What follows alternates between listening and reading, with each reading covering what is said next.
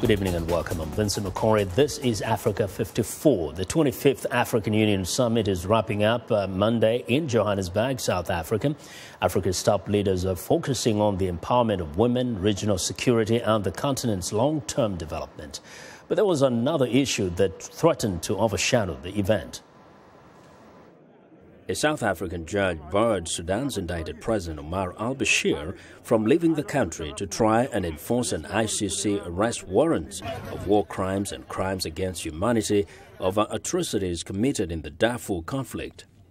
The Sudanese Foreign Minister Ibrahim Al-Gandour, speaking at the start of the summit, however, downplayed the threat. We are here as a guest and hosted by the government of South Africa. I believe the government of South Africa can deal with its court and whoever is trying to stop President Bashir from leaving the country. I can tell you President Bashir will leave on time as it has been scheduled before. True to his words, President Omar al-Bashir left South Africa on Monday without any international incident. As Mr. al-Bashir defiantly headed home, the rest of the African leaders stayed back to continue the talks. In her address at the opening ceremony, AU Commission Chairperson Nkosazana Dlamini praised the collective effort to deal with the recent Ebola crisis in West Africa. On the empowerment of women, Dlamini Zuma said the priority should be women and children in conflict areas. Unfortunately, women and children are the main victims of wars and conflicts, which they play no part in starting. Our resolve to silence the guns must therefore give hope to women and children suffering from the terror of Boko Haram and Al-Shabaab. Our resolve must provide renewed hope to the peoples in conflict-ridden areas.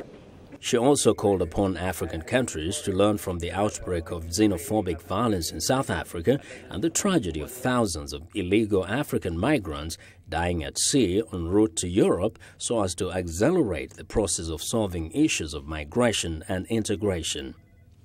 South African President Jacob Zuma said that Africa has embarked on a new path of growth and development.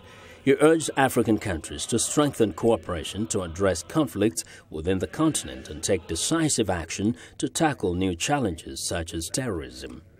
As the AU, we also need to create the necessary and enabling environment for our socio-economic development and integration. In particular, we need to continue to address the conflicts on the continent and come up with a decisive plan of action to address the current scourge of terrorism.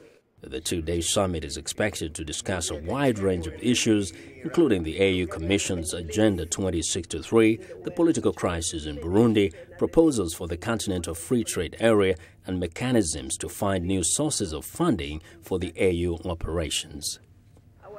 But up for more details on the Africa Union Summit, VOA's Anita Powell joins us live via Skype from Johannesburg.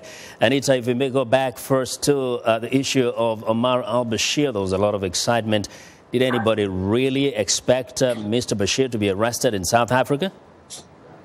I guess it depends who you ask. As you saw with the foreign minister of Sudan, no. When I asked him, what assurances have you received from the South African government, he said to me, we've received assurances at the highest level, which means none other than the president. So certainly the Sudanese and the South African government at the highest levels did not expect him to be arrested. The courts are another matter. There was that interdiction to try to prevent him from leaving the country. There's some high theater in the Pretoria High Court this morning trying to find out where he is or where he was. But I think the powers that be did not expect anything to happen. Well, we know he's now back home, but you did actually have an interview with Assistant U.S. Secretary of State for African Affairs, Linda Thomas-Greenfield. What was her take on this, and what else did you talk about? Right, so VOA spoke to her on the sidelines of the summit exclusively, and one of the key things, she reiterated the U.S.'s position that as a signatory to the ICC, South Africa is under an obligation to arrest him, and they're disappointed and concerned. She also said, and this is key, that South Africa-U.S. diplomatic relations won't be affected by this. So I guess that's a relief to many South Africans. We also talked, of course, about the political crisis in Burundi, and the slow pace of peace, or lack thereof, in South Sudan. Yeah. Now, talk about Burundi. Is there any sign that the leaders actually did address that issue, the conflict in Burundi and perhaps other conflicts?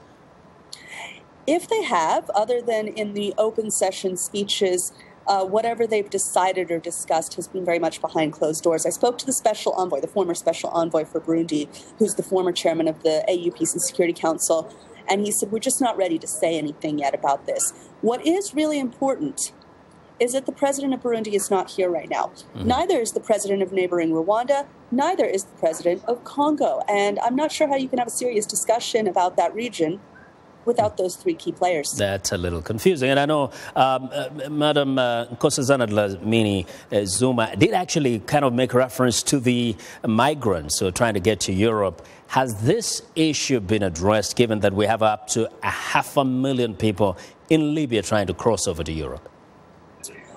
Her former husband, President Jacob Zuma, also said something about this, and I guess that will set the tone of whatever private discussions they have. He said, this is an indictment on us for not making life better for our citizens, so they will stay here. That is, I guess, an encouraging start to that discussion, but I'm not sure how far they've taken it behind those closed doors.